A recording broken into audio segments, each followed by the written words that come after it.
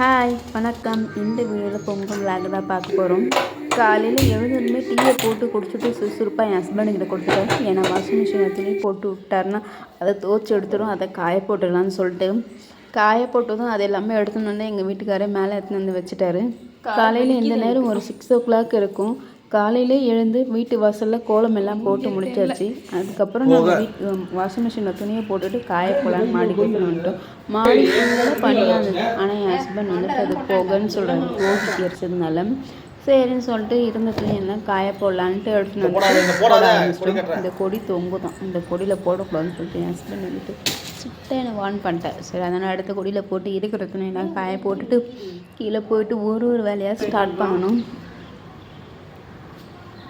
ஆமாம், இங்கே ஒரு ஜிப் இருந்ததில்ல. இது மார்னிங் 4:30 எழுந்து போட ஆரம்பித்த கோலம் போகிறேன் 6 o'clock ஆகிடுச்சு கோலம் போட்டு முடிக்குது.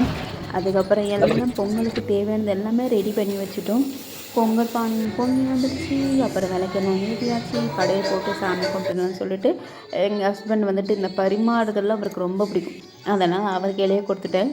சாமிக்கும் படையெல்லாம் எல்லாத்தையும் போட்டு முடிச்சுட்டு சாமி கும்பிட ஆரம்பிச்சிட்டோம்.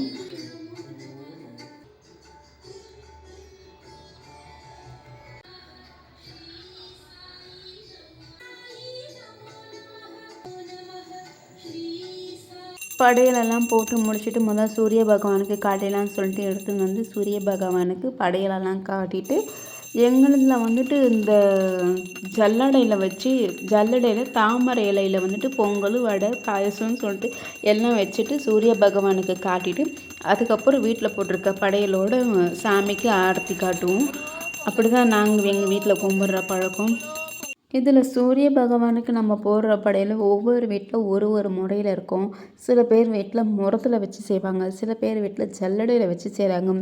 சில பேர் வீட்டில் வந்துட்டு அப்படியே சூரிய பகவானுக்கு மேலே போயிட்டு பொங்கல் வச்சு அங்கேயே சாமி ஆரத்தி காட்டிட்டு வருவாங்க.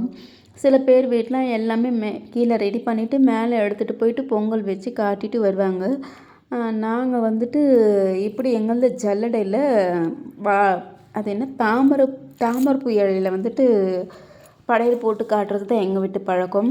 அப்புறம் பொங்கலுக்கு தேவையான காய் எல்லாம் வச்சுட்டு சாமி கும்பிட்டுட்டு பொங்கல் எல்லாம் சிறப்பாக கொண்டாடி முடிச்சாச்சு. இப்போ தான் மெயின் ட்விஸ்ட்டே இருக்குது. என்னென்னா, நான் தீபாவளிக்கு எடுத்த புடவையே அப்படியே இருக்குன்னு சொல்லிட்டு நான் பொங்கலுக்கு புடவையே எடுக்கலை. சரி நான் பொங்கலுக்காக அந்த புடவையை கட்டலான்னு சொல்லிட்டு வச்சுருந்தேன். கடைசியில் அந்த பொங்கலுக்கும் அந்த நெகட்டிவோடையே தான் தெரிஞ்சிட்டு இருந்தேன். இருக்கிற எல்லா வேலையும் செஞ்சு முடிக்கிறதுக்குள்ளே நேரமே ஆகி போயிடுச்சு. சரி இதுக்கு மேலே எங்கே அந்த புடவை கட்டணும்னு சொல்லிட்டு காக்காவுக்கு சோறை வச்சுட்டு பொங்கல் சிறப்பாக கொண்டாடி முடிச்சாச்சு.